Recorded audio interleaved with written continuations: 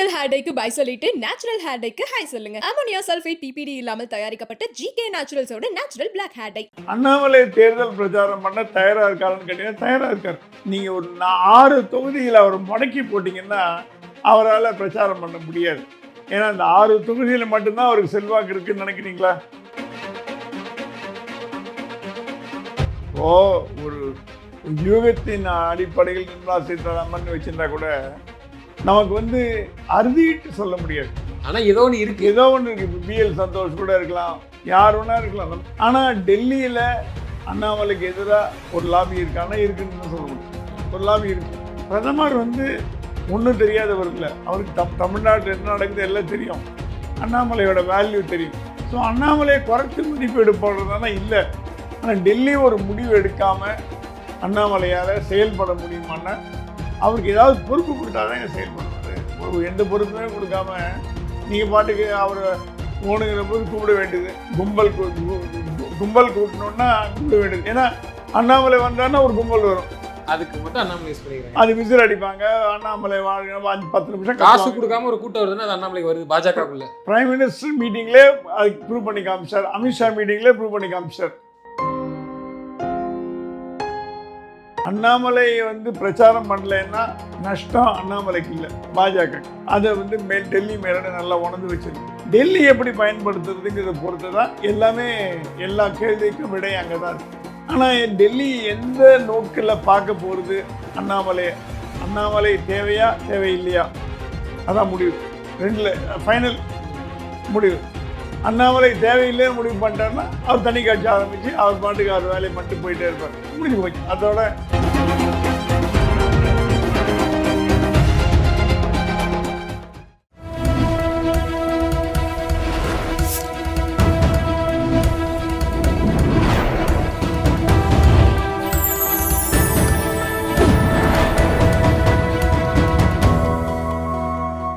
Channel 5 Tamil நேயர்களுக்கு வணக்கம். இன்றைய நேர்காணல் நம்மோடு பேச இருப்பது மூத்த பத்திரிகையாளர் பிரகாஷ் எம் சுவாமி அவர்கள். சார் வணக்கம். சார் வணக்கம். திரு அண்ணாமலை அவர்கள் விலகியதுக்கு அப்புறம் பாஜக எப்படி போய்கிட்டு இருக்கு, உங்கள் பார்வையில் இதை எப்படி பார்க்குறீங்க? ஏன்னா என்டிஏ கூட்டணியில் இப்போ பாஜக அதிமுக எல்லா கட்சியுமே கிட்டத்தட்ட உள்ளே இணைஞ்சிட்டாங்க. But same time Annamalai parliament எலெக்ஷனை சந்திக்கும் போது அந்த 18% வாக்கை நிரூபித்தாங்க, இப்படி கூட்டணியோடு சேர்த்து. ஆனால் அதில் இருக்கக்கூடிய தலைகளே இந்த சட்டமன்ற தேர்தலுக்கு போட்டியிடலை. இது தாக்கம் ஏற்படுமா ஏற்படாது? ஏன்னா அண்ணாமலை இல்லை, அவர் போட்டியிட மாட்டேன்ட்டாரு, வெளியில் நான் விளையிக்கிறேன்ட்டாப்புல. ப்ளஸ் டிடிவி தினகரன் அவர்கள் நான் போட்டியிடலை அப்படிங்கிறாப்புல. அன்புமணி அவர்கள் நான் இந்த ரவுண்டு போட்டியில என் கட்சிக்காரர்கள் கொடுக்குங்கிறாங்க. இது என்ன மாதிரியான வேலை? அதை எப்படி பார்க்குறீங்க? சரி, அன்புமணியும் டிடிவி தினகரனோட போட்டி போடாததுக்கு காரணம் அவங்களுடைய ராஜ்யசபா சீட் அஷ்யூர் பண்ணப்பட்டிருக்கு. அதுவும் ஜெயிச்சா தானே கொடுக்க முடியும். இன்னைக்கு அதிமுக 4 ராஜ்யசபா இருக்குது. இவங்க அடுத்து சட்டமன்ற தேர்தலில் ஜெயிச்சாதான் அந்த ராஜ்யசபாவும் உறுதிப்படுத்தப்படும். எல் கணேசன் நார்த் இந்தியாவிலேருந்து தேர்ந்தெடுக்கப்பட்டார். அது பிஜேபிக்கு அவங்க செய்வாங்க. பிஜேபிக்கு இப்போ இருக்கிற எல் முருகன் தமிழ்நாட்டிலேருந்து ராஜ்யசபா. கரெக்ட். அந்த மாதிரி நிர்மலா சீதாராமன் கர்நாடகாவிலேருந்து போனாங்க. அது பாஜகவுடைய இப்போ இவங்களுக்கும் சொல்லப்பட்டிருக்கான், பாஜகவோட வேட்பாளருக்கு என்ன மரியாதை கொடுக்குறோமோ அந்த மரியாதை கொடுத்து டிடிவி தினகரனையும் அன்புமணியும் நாங்கள் ராஜ்யசபாவுக்கு அனுப்புகிறோம் அப்படின்னு சொல்லப்பட்டிருக்கு. அப்போ தமிழ்நாடு தேவையில்லை. தமிழ்நாட்டில் 6 ராஜ்யசபா சீட் காலியாக இருக்குது.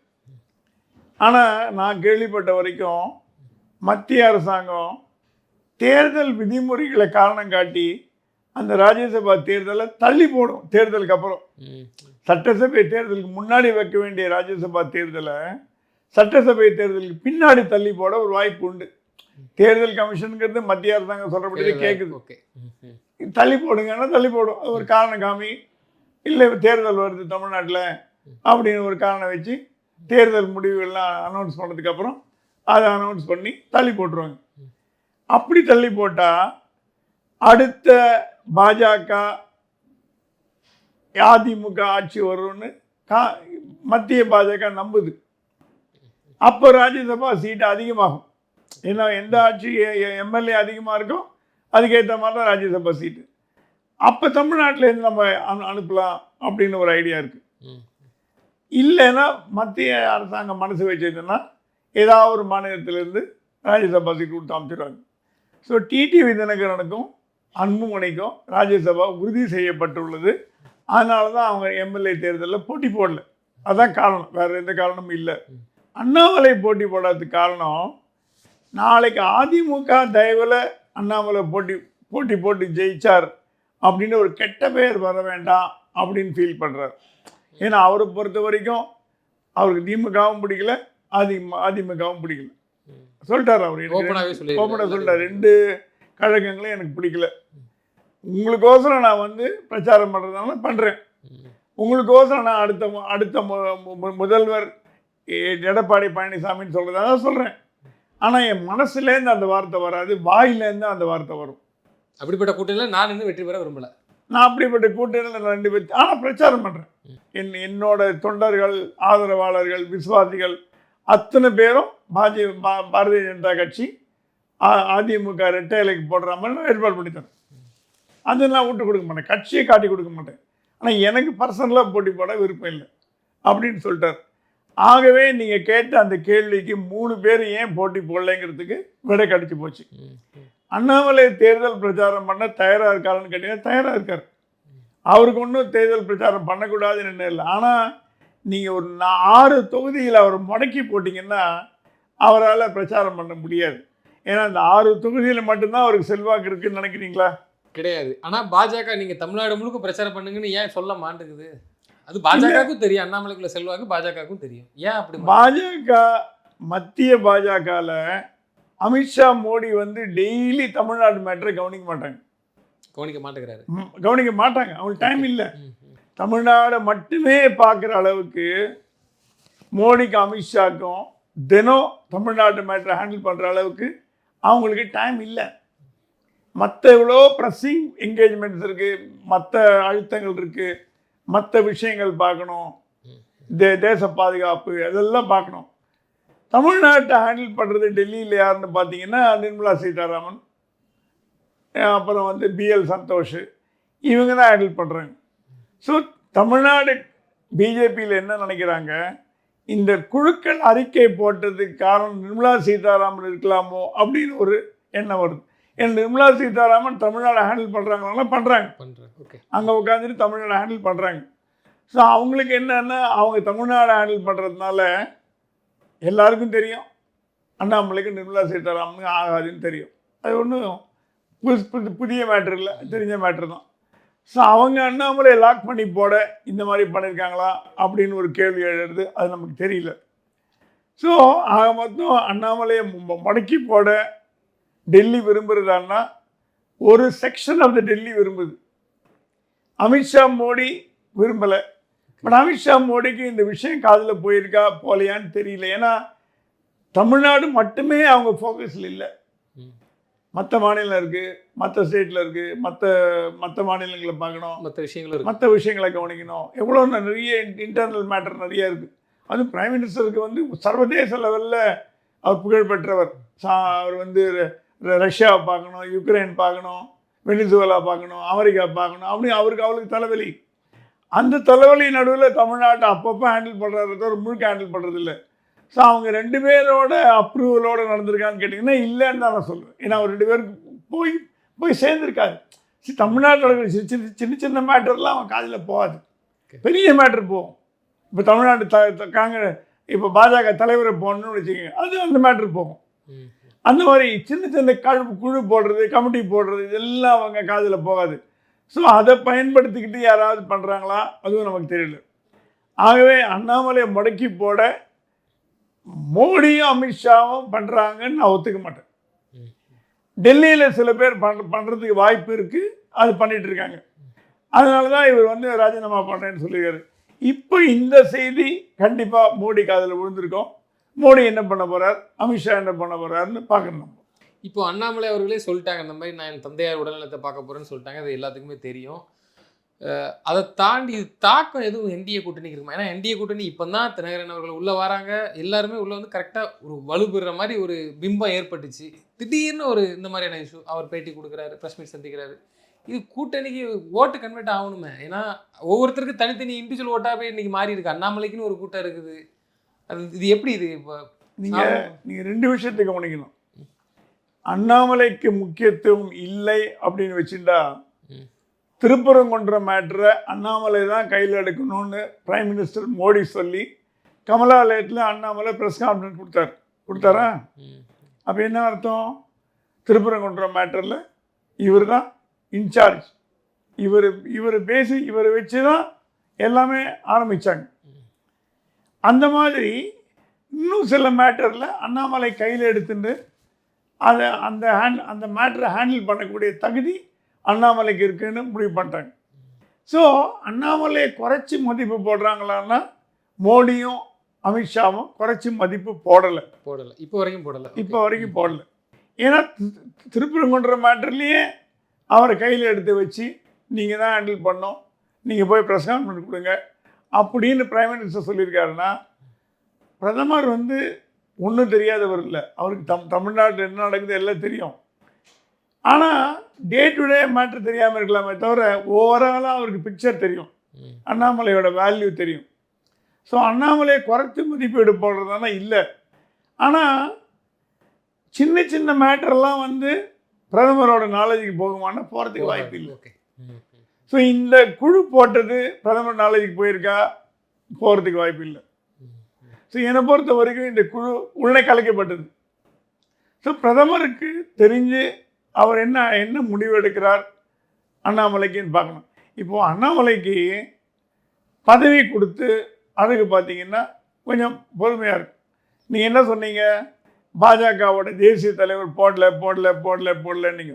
சரி, தேசிய தலைவர் போட்டாச்சு, போட்டு 1 மாதம் ஆச்சு.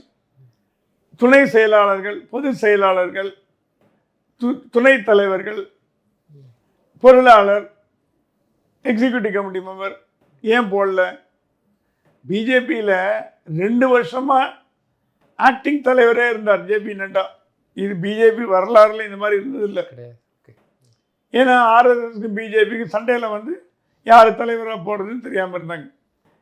இப்போது தலைவர் போட்டதுக்கப்புறம் செயலாளர், பொதுச் செயலாளர், அமைப்பு செயலாளர் எல்லாம் போடணும்.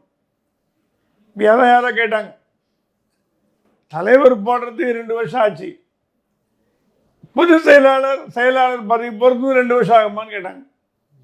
அது நியாயமான கேள்வி.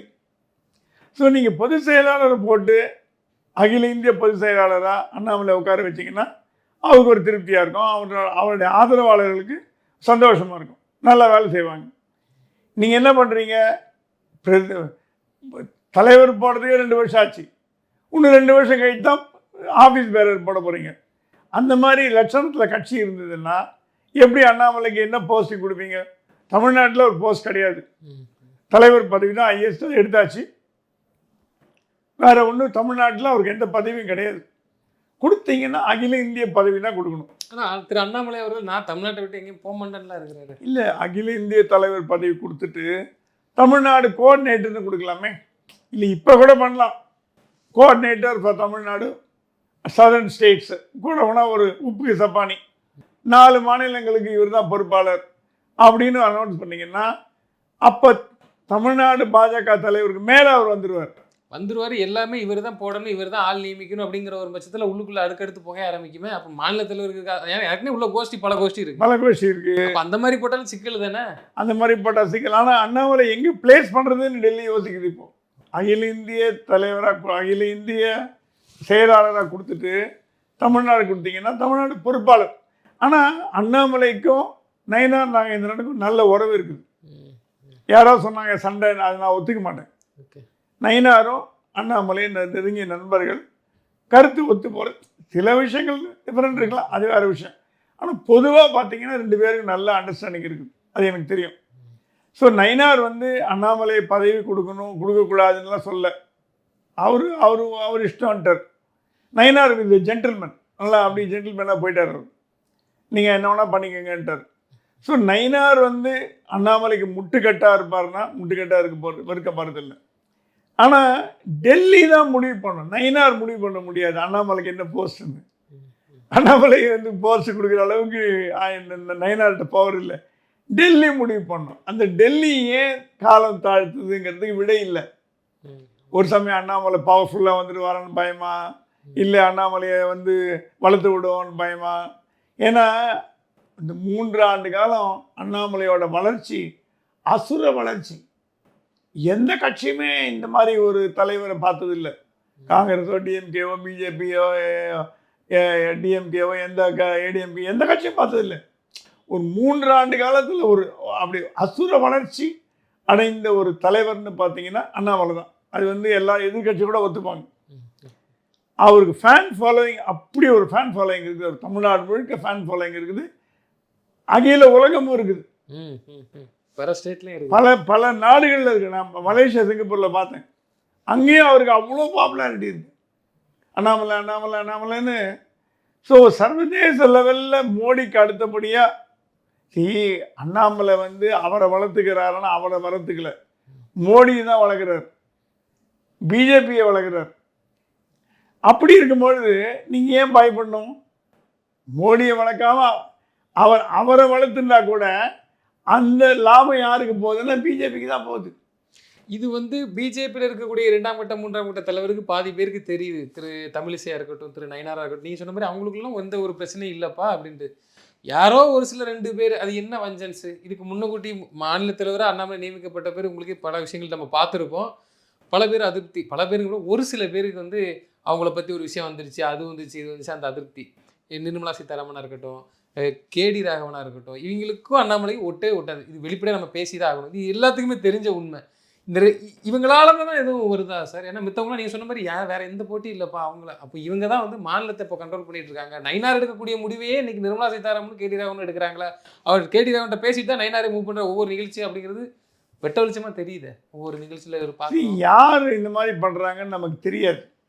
இப்போது ஒரு யூகத்தின் அடிப்படையில் நிர்மலா சீதாராமன் வச்சுருந்தா கூட நமக்கு வந்து அறுதிட்டு சொல்ல முடியாது. ஆனால் ஏதோ ஒன்று இருக்குது, ஏதோ ஒன்று இருக்குது. இப்போ பிஎல் சந்தோஷ் கூட இருக்கலாம், யார் வேணா இருக்கலாம், நமக்கு தெரியாது. ஆனால் டெல்லியில் அண்ணாமலைக்கு எதிராக ஒரு லாபி இருக்கான்னா இருக்குன்னு தான் சொல்ல முடியும். ஒரு லாபி இருக்குது. அந்த லாபி வந்து அண்ணாமலைக்கு எதிராக செயல்படுறதான்னா செயல்படுறது. அது தமிழ்நாட்டிலையும் அந்த லாபி இருக்குது. அது தெரிஞ்ச விஷயந்தான். அது அவர் தலைவராக இருக்கும்போதே தெரிஞ்ச விஷயம், புதுசு ஒன்றும் இல்லை.